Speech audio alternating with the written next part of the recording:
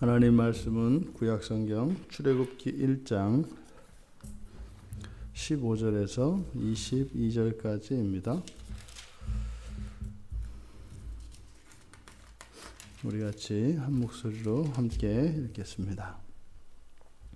애굽 왕이 히브라 산파 시브라라 하는 사람과 부하라 하는 사람에게 말하여 이르되 너희는 히브리 여인을 위하여 해산을 도울 때에 그 자리를 살펴서 아들이거든 그를 죽이고 딸이거든 살려두라. 그러나 산파들이 하나님을 두려워하여 애굽 왕의 명령을 어기고 남자 아기들을 살린지라. 애굽 왕이 산파를 불러 그들에게 이르되 너희가 어찌하여 이같이 남자 아이들을 살렸느냐. 산파가 바로에게 대답하되 히브리 여인은 애굽 여인과 같지 아니하고 건장하여 산파가 그들에게 이르기 전에 해산하였더이다 하매 하나님이 그 산파들에게 은혜를 베푸시니 그 백성은 번성하고 매우 강해지니라. 그 산파들은 하나님을 경외하였으므로 하나님이 그들의 집안을 흥왕하게 하신지라. 그러므로 바로가 그의 모든 백성에게 명령하여 이르되 아들이 태어나거든 너희는 그를 나일강에 던지고 딸이거든 살려두라 하였더라. 아멘. 이제 애굽 왕, 새로 왕이 된 애굽 왕은 이제 급기야 이제 본격적으로 히브리 자손들의 수가 늘어나는 것을 막기 위해서 이제 태어나는 남자 아이들을 죽이도록 히브리 산파들을 불러다가 명하고 있습니다. 성경에는 히브리 산파 두 사람 시브라와 부하를 소개하고 있습니다. 이것은 산파가 두 사람밖에 없었다는 이야기도 아니고 또 히브리 산파들만 불렀다는 이야기도 아니겠고, 하지만 분명히 이제 히브리 아기들이 태어나는 것을 막기 위한 것이니까 모든 산파를 불렀겠죠. 모든 산파를 불렀겠죠. 그런데 모세는 이 사건을 기록할 때 의도적으로 히브리 사람 그리고 산파 그리고 이 시브라와 부하라고 하는 이 두 사람만을 이 사건에 등장을 시키는 겁니다. 이건 역사를 왜곡하거나 그런 것이 아니라 이것은 어떤 주제를 가지고 목적을 가지고 의도적으로 이렇게 하는 겁니다. 실제로 왕이 이렇게 두 사람만 불러서 이야기한다는 것 자체도 이상하고 어색하죠. 여기에는 이제 그런 의도가 있습니다. 그러니까 역사적으로는 분명히 애굽에 있는 모든 산파들을 다 불렀겠습니다만 여기 이 본문을 우리가 읽어 나갈 때는 이렇게 두 사람을 부른 것처럼 그래야 본문에 담겨 있는 모세가 하고자 하는 그 의도를 우리가 찾아낼 수 있기 때문입니다. 히브리 사람이라는 거예요. 그리고 산파라는 것이고 두 사람. 그런데 누구를 죽이라 그래요? 히브리 아이들을 죽이라고 하는 겁니다. 그러니까 히브리 사람에게 히브리 아이들을 죽여라. 그런데 무조건 아기들 다 죽이라는 게 아니죠. 아들은 죽이고 딸을만 살리라는 겁니다. 그러니까 애굽 왕이 시브라와 부하에게 내린 명령은 두 가지라고 볼 수 있습니다. 딸은 살리라는 것이고 아들은 죽이라는 겁니다. 만약에 이 산파들이 딸을 죽인다면 그것은 살인죄에 해당합니다. 또 아들들을 살린다면 이것은 왕의 명령을 어긴 항명죄가 됩니다. 그러니까 두 가지 명령이죠. 딸은 살리고 아들은 죽이는 겁니다. 이때 당시에 고대에서 왕이라고 하는 것은 신적 권세와 권위를 가지고 있는 사람이기 때문에 그 명령은 절대적입니다. 절대적입니다. 그런데 바로 모세가 이 사건, 유아 살해 사건이라고 일컬어지는 이제 유아를 죽이려고 하는 이 왕의 명령에 순종하지 않은 저항을 한 바로 시브라와 부하를 소개하고 있는 겁니다. 이때 당시에 애굽 왕의 명령을 따르지 않는다, 있을 수 없는 일입니다. 그런데 그 이유가 여호와 하나님을 경외하기 때문이다. 여기서는 하나님을 두려워하여 이렇게 되어 있습니다만 야레 경외하다입니다. 그러니까 하나님을 경외하여 애굽 왕의 명령을 어겼다. 이건 무슨 말이냐면 이 명령은 애굽 왕으로부터 내려졌습니다만 그렇게 하지 말라는 것이 하나님의 뜻이라는 것을 알죠. 하나님의 명령과 애굽 왕의 명령이 충돌합니다. 이랬을 때 우리들은 둘 중에 하나를 해야 되는 거니까 하나님의 명령을 듣든지 애굽 왕의 명령을 듣든지. 근데 이들은 여호와를 경외하였기 때문에 왕의 명령을 듣지 않고 남자아이들을 살렸다는 겁니다. 지금 이들이 명령을 어긴 것은 남자아이를 죽이라는 명령을 어긴 것입니다. 만약에 딸을 살리는 것은 당연한 일 아니겠습니까? 이게 문제가 될 것이 없습니다. 근데 문제는 여호와 하나님의 뜻과 상반되는 사건에서 부딪히고 있는 것이죠. 이게 사실은 이것이 영적 전쟁입니다. 그러니까 하나님의 뜻을 따를 것인가 아니면 이 세상의 뜻을 따를 것인가, 이게 적당히 얼버무리고 이렇게 양쪽 사이에서 갈 수 있는 이게 아니라 이렇게 양자택일의 상황이 있습니다. 이런 것들이 영적 전쟁입니다. 그래서 사람이 살아가는 인생은 전쟁터입니다. 그런데 그 전쟁터에서 일어나는 모든 싸움이 나의 싸움은 아닙니다. 그리고 모든 싸움을 다 싸우는 것은 아닙니다. 그 때가 있고 또 내가 싸울 싸움이 분명히 있습니다. 이 세상의 짐을 다 지고 어떻게 갈 수 있겠습니까? 그것은 오직 예수 그리스도 한 분이시고 인생이라고 하는 이 영적 전쟁터를 살아가는 우리 그리스도인들이 싸워야 되는 각자의 싸움은 제한된 것입니다.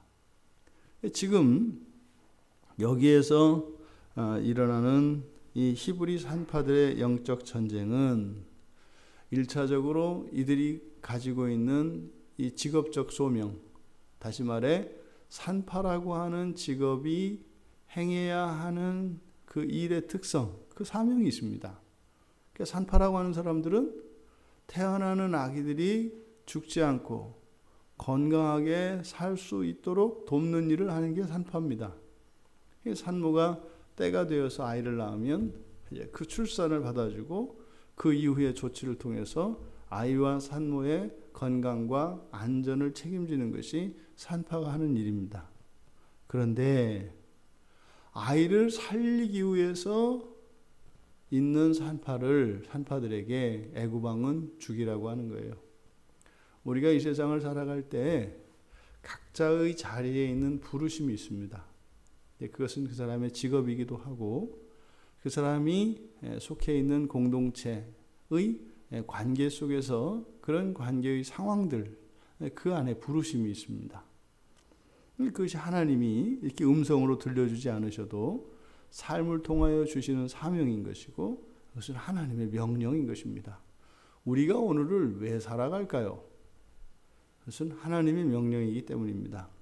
이 명령이라고 하는 것은 우리의 자유와 상관없이 일방적으로 우리에게 멍해지어지는 그런 의미의 명령이 아니라 우리는 우리의 주권을 가지고 우리가 자발적으로 이 하루를 자유롭게 살 수 있습니다.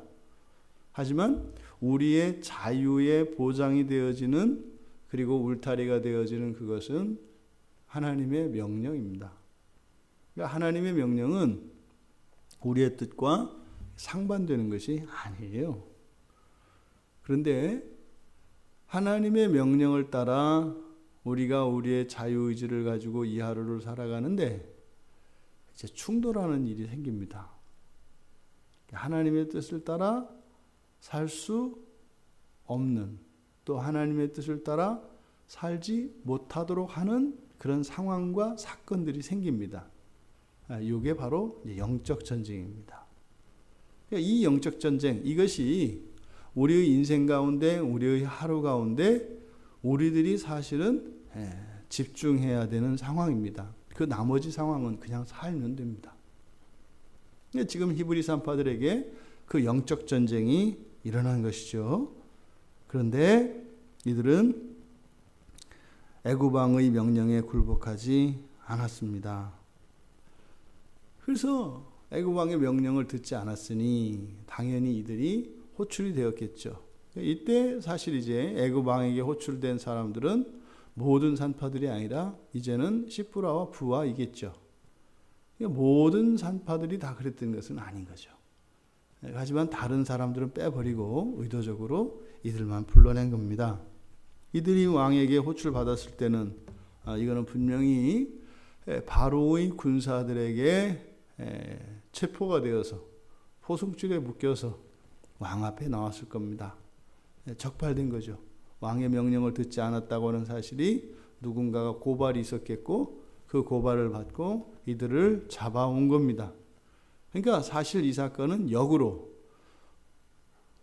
애굽 왕의 명령을 듣지 않아 체포되었던 이 두 사람을 두고 역으로 지금 모세가 서술하고 있는 거죠. 그래서 다른 산파들은 빼버린 겁니다. 이들이 애굽 왕에게 와서 대답을 합니다. 가니까 이미 났더라는 거예요. 사실대로 이야기한 겁니다. 있었던 사실대로 말한 겁니다. 저희들이 가면 어쨌든 저희들이 뭐 안 죽이려고 안 죽인 것이 아니라 갔는데 이미 나서 제 어미의 품에 있더라. 그럼 그걸 내가 뺏어서 죽이냐? 그럴 수 없죠. 사실상 애굽 왕이 이 산파들에게 명령을 내린 것은 은밀한 교살 내지는 뭐 이런 거 아니겠습니까? 근데 이미 태어난 아기를, 어머니 품에 있는 아기를 죽이는 것은 또 다른 문제죠. 사실대로 그냥 이야기한 거예요. 히브리어인들은 건장해서 그렇게 우리가 가면 이미 났다. 이것이 대답이 될 수도 있을까요? 그렇게 되지 않습니다. 이들은 정직하게 사실대로 이야기했겠습니다만 애굽 왕의 입장에서는 자신의 명령이 지켜지지 않은 것, 그래서 이스라엘 백성들의 이스라엘 남자아이들이 자라나는 이것이 문제인 거지, 사실상 뭐 이 산파들이 명령을 들었느냐 안 들었느냐 뭐 이것을 사실을 알아내고자 하는 거죠. 애굽 왕이 관심이 있는 것은 남자아이들을 살려두었느냐 안 살려두었느냐 이겁니다. 그런데 이에 대해서 뭐라고 이야기하냐면 성경은 하나님께서 산파들에게 은혜를 베푸시니, 여러분 보십시오. 지금 애굽 왕에게 불려왔어요. 그리고 애굽 왕에게 사실대로 이야기했어요. 누구의 은혜가 필요해요? 왕의 은혜가 필요해요. 왕의 은혜가. 왕이 그것을 듣고 뭐 어쩔 수 없겠구나 라든지, 아니면 자신이 악함을 알고 그 명령이 부당하다는 것을 알고 이들을 돌려보내든지, 뭐 아니면 뭐 그때 기분이 어떠했든지, 뭐 이것은 왕의 은혜가 필요한 상황입니다. 근데 여기서는 하나님의 은혜, 하나님이 그들에게 은혜를 베풀었다고 이야기를 해요. 여기서 앞에서 애굽 왕의 명령과 애굽 왕의 명령을 듣지 않고 하나님을 경외한 것. 그러니까요, 하나님을 경외하면은요, 하나님이 은혜를 베푸세요. 지금 이들에게 필요한 것은 왕의 은혜인데 하나님의 은혜가 왕의 은혜를 능가한다는 거죠. 실제적으로는 왕이 어떻게 했다는 겁니다. 이 여자들을 살려줬다는 거겠죠. 시프라와 부하를 살려줬다, 용서해줬다 이거겠죠. 근데 그것이 애굽 왕이 그렇게 한 것이 아니라 누가 한 것이다? 하나님이 하신 거라는 거예요. 우리가 말입니다, 이런 영적 전쟁이 일어났을 때 잊지 말아야 합니다. 이 영적 전쟁에서 이길 수 있는 것은 하나님입니다. 사람이 아닙니다. 그게 실제로 우리 눈앞에 보이는 그 사람에게 어떤 결정권이 있고 책임과 권력이 있어서, 능력이 있어서 그 문제를 회피하고 모면하려고 사람에게 굴복하게 되면 문제는 해결되지 않습니다. 심지어 똑같이 용서를 받았다 할지라도 그것은 그 문제에서는 위험에서 벗어나 가까스로 그것을 모면했을지 몰라도 영적으로는 징계돼요. 지금 이 시프라와 부하가 단지 살아난 것에 초점을 맞춰주는 것이 아니라 이들이 뭐 했다는 거예요? 이겼다는 겁니다. 영적으로 이겼다는 거예요. 이미 죽을 각오로. 왜요? 그 이유는 여호와 하나님을 경외하였기 때문에 그랬다는 겁니다. 구약에서 여호와를 경외한다라고 하는 것은 신약의 용어로는 예수를 믿어서와 동일한 겁니다. 왜냐하면 하나님과의 이 관계의 본질을 구약에서는 경외로 나타냅니다. 그리고 신약에서는 믿음으로 나타냅니다. 그러니까 신약에서는 오직 믿음으로 이랬을 때 구약에서의 구약 상황에서는 여호와를 경외하여 이것과 같은 겁니다. 그러니까 지금 이들이 여호와를 경외하여 여호와의 뜻을 따랐다는 거예요. 애굽 왕이 두려워서 애굽 왕의 명령을 따르지 않고 그 서슬퍼런 애굽 왕에서조차 여호와를 경외하여 여호와의 뜻을 따랐다는 거예요. 그리고 적극적으로 나는 여호와를 경외하기 때문에 이러실 수 없었습니다. 이렇게 얘기한 것이 아니라 그냥 자기의 삶을 솔직하게 얘기한 것뿐입니다. 그랬는데 하나님이 산파들에게 은혜를 베푸셨다. 이 히브리 산파들은 이긴 거죠.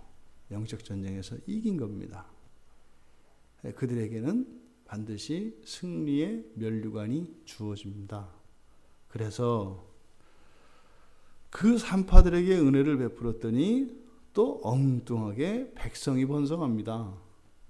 이게 지금 이 산파들이 죽을까 살까 이 문제인데 이들이 영적으로 승리하니까 하나님이 그들에게 은혜를 주셨고 그렇게 되니까 이 사람들만 풀려나고 살았다 이렇게 나오는 게 아니라 그 백성이 번성하고 매우 강해졌다고 합니다.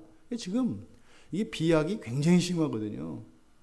그냥 그 가녀린 두 산파가 그걸 지켰더니 하나님이 은혜를 주셔서 그 애굽 왕의 마음을 바꾸셨고, 그런데 단순히 그들만 이겨서 살아나서 영적으로 승리한 것이 아니라 그렇게 영적 전쟁에서 승리하니까 어떻게 해요? 이스라엘 백성이 번성하고 매우 강해지더래요. 이 산파들이 나와서 그렇게 얘기하겠어요? 우리가 이렇게 신앙을 지키고 영적으로 승리했더니 우리 백성들이 이렇게 번성하고 강해지는 거야? 알 수 없죠. 모릅니다. 본인들은. 그런 일이 일어나는지 몰라요. 지나고 나서 하는 거죠. 여러분들이 신앙을 따라 살아갈 때 말입니다. 이 민족이, 이 나라가요, 번성하고 강해집니다. 그거를 지금 알지 못해요. 그런데 그렇게 됩니다. 그러니까 이 영적인 전쟁은 개인적으로 분명히 우리들에게 제한적인 싸움으로 우리 일상 가운데서 다가옵니다. 그런데 그 승리의 면류관은 나에게 일차적으로 주어지고 그뿐만 아니라 그것이 민족과 열방으로까지 흘러간다고요. 안 보여요. 그런데 그렇게 된다니까요. 그러니까 지금 히브리 산파들의 영적 싸움을 통해서 히브리 민족이 끊임없이 번성하고 강해진 것을 이야기합니다. 이어서 보십시오. 그 산파들은 경외하였으므로 하나님이 그들의 집안을 흥왕케 하셨다. 이 산파들의 그 집은요, 경외하면 주어지는 복이 있어요. 흥왕케 하셨다는 거예요. 우리가 이 세상에서 좀 더 편하게 살고 다른 사람들보다 좀 성공적인 삶을 살기 위해서 우리들이 신앙을 게을리하고 약화시킵니다. 반대길로 가는 거예요. 여러분, 우리들이 정말로 이 세상에서 잘 되고 싶다면 하나님을 잘 섬겨야 합니다. 예수를 잘 믿어야 합니다. 그러면 그것은 나만 혼자 사는 것이 아니라 나라와 민족이 함께 잘 살아요. 내가 열심히 사는 거는 그러니까 의도가 뭐겠어요? 나 때문에 다른 사람들이 잘 사는 것을 못하게 하는 거예요. 나만 잘 살아야 되겠다는 거예요. 근데 하나님을 따르면요, 나도 잘 살고 우리 민족도 잘 살아야 되겠다는 거예요. 반대로 바꿔서 말하면요, 하나님을 섬기지 않고 우리 생각과 우리의 힘으로 나를 위해서 살아가면 민족은 버리는 거죠. 여러분, 말이 민족이 뭐예요? 우리들 한 사람 한 사람의 연합을 민족이라고 해요. 민족이 따로 있는 게 아니라고요. 우리 식구가 뭐예요? 그냥 한 사람씩 따로따로 있는 거예요. 그런데 함께 모여서 사는 거죠. 이렇게 하든 저렇게 하든 그냥 제약가림 하면서 그냥 사는 거예요. 신앙을 지킨다는 게 특별히 우리가 살면서 일을 더하거나 뭐 늘어나는 게 아니에요. 그냥 사는 건 똑같습니다. 다만 우리의 마음에 우리의 삶과 이런 행동들의 이유가 하나님이 되시는 거죠. 더 하는 게 아니라니까요. 그렇게 그 이유와 목적이 하나님이 되는 거예요. 그랬을 때 내가 마땅히 누려야 할 그것을 결코 잃어버리지 않고 흥황케 하시는 거예요.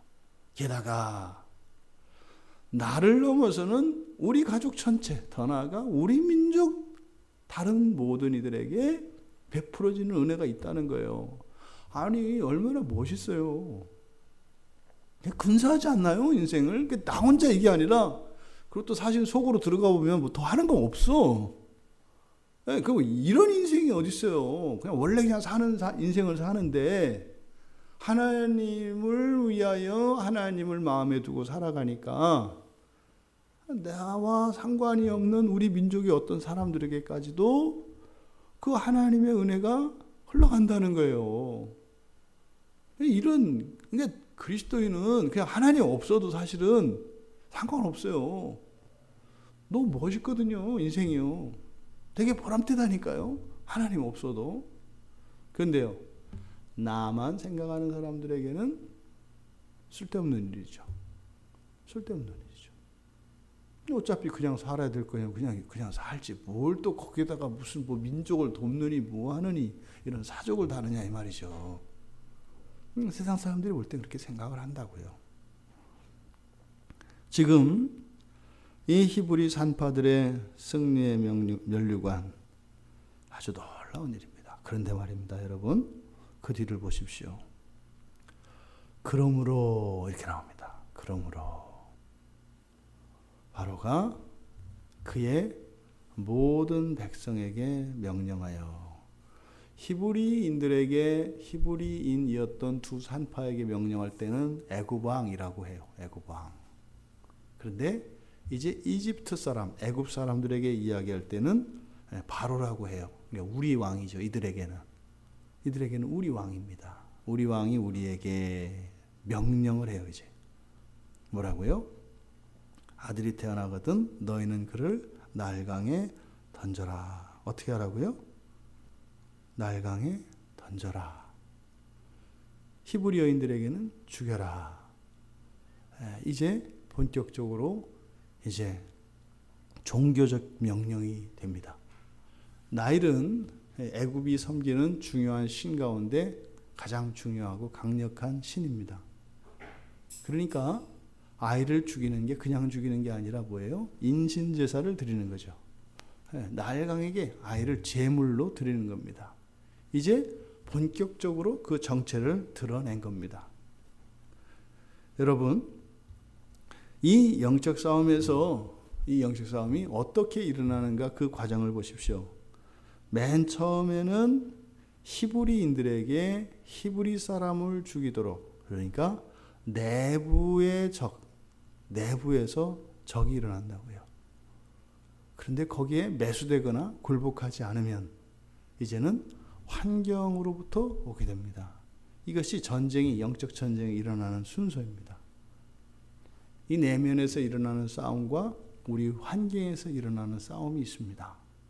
우리가 나의 내면에서 마음을 확정하고 결단하고 우리의 신앙을 따라 살겠노라 하면 환경으로부터 노골적인 영적 전쟁이 일어납니다.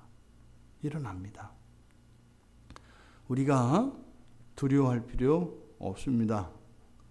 하나님이 천지를 창조하신 유일하신 하나님이시고 신들의 신들 가운데 유일하신 하나님이시기 때문에 그렇습니다. 여러분, 어느 시대나 어느 민족에게나 이렇게 아이를 낳는 산파들이 필요합니다. 이 산파들은 그저 손으로 아이를 받아서 아이를 낳는 것이 아니라 신앙을 지킴으로 아이를 낳습니다. 그리고 그 일은 더 나아가 민족 공동체 전체를 더욱 번성하게 하고 강하게 합니다. 이 시대도 이렇게 새로운 세대를 낳는 영적 산파들을 필요로 합니다. 어느 세대에나 하나님은 또한 그런 산파들을 두십니다. 여러분들이 이렇게 믿음의 가정들을, 믿음의 자손들을 낳는 그런 또한 승리하는 영적 산파가 다 되시기를 바랍니다. 이 싸움은 우리의 평생 동안 계속되어집니다. 주님이 오시는 날까지 말이죠. 그것은 우리에게 책임과 의무로 주어지는 것이 아니라 축복으로 주어진 것임을 기억하시기 바랍니다. 그 싸움은 우리에게 복을 주시기 위한 것입니다. 우리에게 요구하시는 것이 아닙니다. 의무로서 주어지는 것이 아니라 특권으로서 주어주시는 것입니다. 이 하루 이렇게 우리의 신앙을 따라 살아갈 때 참으로 영적 산파가 되어서 믿음의 자손들을 낳고 민족을 흥왕케 하는 복된 성도들이 다 되시기를 주님의 이름으로 축원합니다. 살아계신 하나님, 이 세상에 죄가 들어온 뒤로 믿음의 가정들을 허물고 믿음의 후손들을 죽이는 영적인 전쟁이 계속되고 있습니다. 이 모든 싸움을 저희들이 다 싸울 것이 아니요, 저희들의 하루의 일상 가운데 저희들에게 주어진 영적 싸움을 싸우게 될 터인데, 믿음을 버리지 않고 승리하는 영적 산파가 다 되게 하옵소서. 우리 주 예수 그리스도께서 끝까지 이 세상을 버리지 아니하시고 죽기까지 싸워 승리하셨던 것처럼 저희들의 이 하루도 주님 닮은 그런 하루 되기 원합니다. 은혜를 주시고 능력을 덧입혀 주시옵소서. 감사하며 예수님의 이름으로 기도하옵나이다. 아멘.